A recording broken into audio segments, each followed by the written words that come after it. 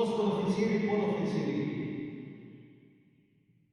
vi i svi mi ovdje nismo oficiri Srpske napredne stranke, nismo oficiri ni Demokratske stranke, nismo oficiri i podoficiri bilo koje stranke, pokreta, udruženja. Mi smo oficiri i podoficiri samo jedne stranke.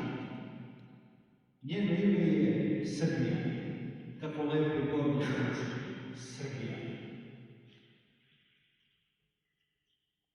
Poštujemo sve političke partije, stranke u Srbiji, posebno vladajuću i vlast.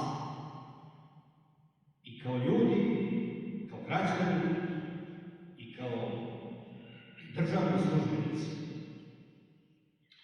Naročito partiju, stranku koja želi moćnu vojsku Srbije. A srcem i dušom budimo članovi samo jedne partije. Budimo članovi mile, drage, zlatne srpske vojske.